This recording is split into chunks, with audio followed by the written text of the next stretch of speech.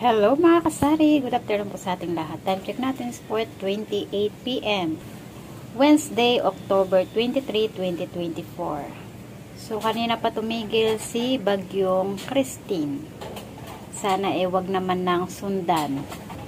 Kumusta ang bentahan natin ngayong Bagyong Christine? Sa aking mga ka-super kasari.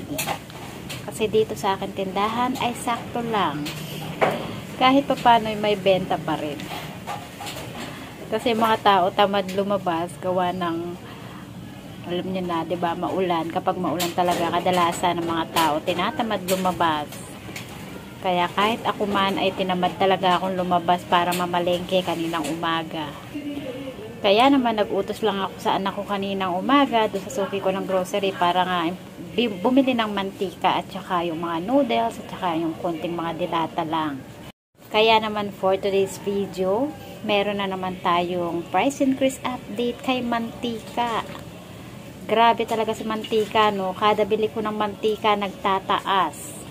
Nung huling bili ko, tumaas lang siya ng 2 pesos. So ngayon naman, ang tinaas niya ay 8 pesos ang per tali.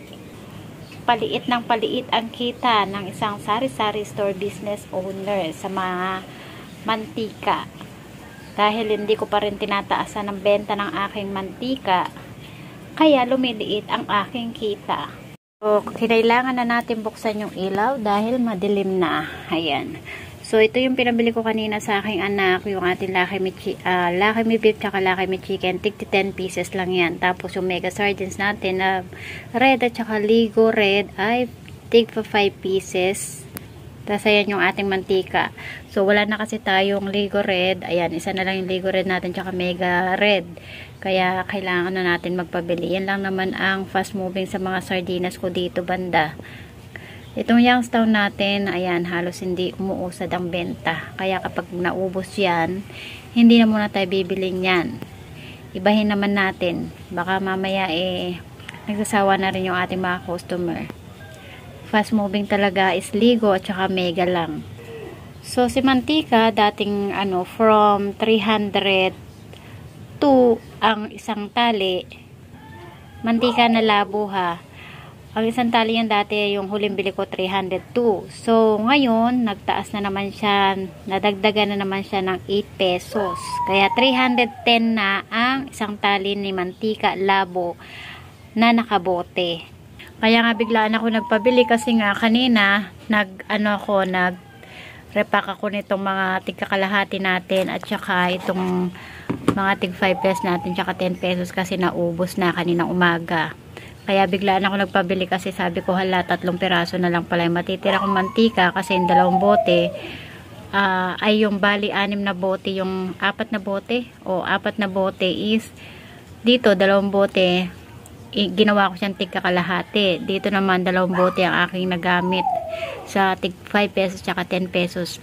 Fast moving kasi talaga yung mga tig 5 pesos at saka yan.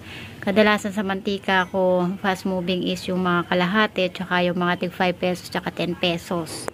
So sa pagtaas ng mantika wala na naman tayo magawa. Baka mamaya next na pagtaas na naman yan magtataas na rin tayo ng presyo. So ngayon kaya pa naman natin i-shoulder ang ating pagtaas. Yung kukasalo ko naman at saka si RC Mega, ayan o. So yung kukasalo, kagabi ko lang nakuha yan. Inunti-unti ko pagkuha dun sa bilihan ng nibote dito malapit sa amin. Naka-eco bag lang, bali naka-3 balik ako. Kasalukuyan na nag-uulan kagabi. Habang kinuha ko yung mga yan kasi ang hirap walang mautusan. Tapos yung RC Mega naman is nung isang araw. Nung Lunes, ayan, ng gabi nabili si RC Mega. So, wala rin siyang bawas kasi halos walang bumibili ngayon ng mga deboting ganyan. Kadalasan nabebenta ko is yung mga mismo na soft drinks.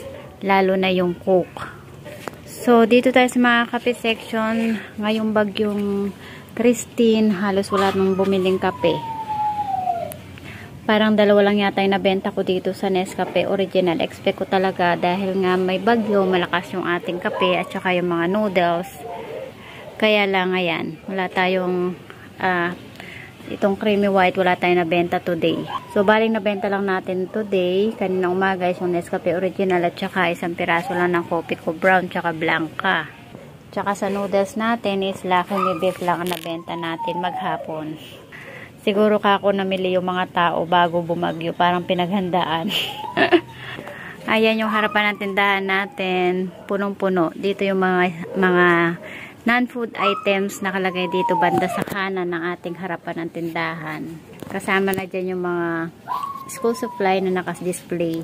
Plus ito yung ano natin, yung pang-ahit, yung gilid. Ayan, yung may free na blade. So dito yung mga biscuits, ayan.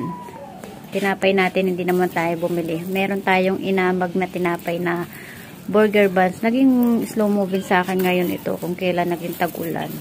Ayan. So ito ng isang araw pa, siguro 3 days na to. Wala pa naman siyang amag ko. Siguro bukas na muna ako mamimili ng mga burger buns. Sana mapaubos ito kahit ngayong gabi lang. So, yan. Ang dami natin biscuits. Ito na nga ba yung sinasabi ko eh. Dahil nga mahal siya, hindi siya mabibenta. 4 days na yata ito sa akin. Kasi ang puhunan niya, 15 point something. So, ibibenta ko siya ng 18 pesos. Ayan. Kapag tinanong na ng customer kung magkano ang benta ko, 18 pesos, ayaw na nilang bilhin. O kaya wala pa siyang bawas. Kaya dito sa akin tindahan, sabi ko nga kapag mga ganong presyo na hanggat maaari ayoko na magtinda, lalo na sa mga biskwit kasi yung mga tao, siyempre nagkukuripot din. Pero hinahanap ko nga expiration date niyan eh. Siguro naman hindi siya abutin ng expiration date, mabili naman siya kahit papaano. Siguro meron naman tayo mga customer na hindi magkukuripot. Hindi man tayo kalakasan ngayong bagyong Christine, pero thanks God pa rin kahit papano dahil meron pa rin naman tayong benta. Sabi ko nga sa isang negosyo ay hindi araw-araw Pasko. Minsan may mga araw na ine-expect ka talaga na taglakas pero hindi mo inaasahan, tagtumal pala. Lalo na sa panahon ngayon, nagmamahal na halos lahat ng mga bilihin. Minsan sa isang linggo, isang beses, or linggo-linggo, or halos araw-araw na nagtataas lahat ng mga bilihin. Kaya wala tayong magagawa dyan. Pray lang tayo palagi. Basta ang Panginoon na hindi tayo pinababayaan, go lang. Laban lang ng laban para sa hamon ng buhay, para sa ating mga anak. So hanggang dito na lang aking mga kasari. Thank you for watching. Keep safe po sa lahat. Bye-bye.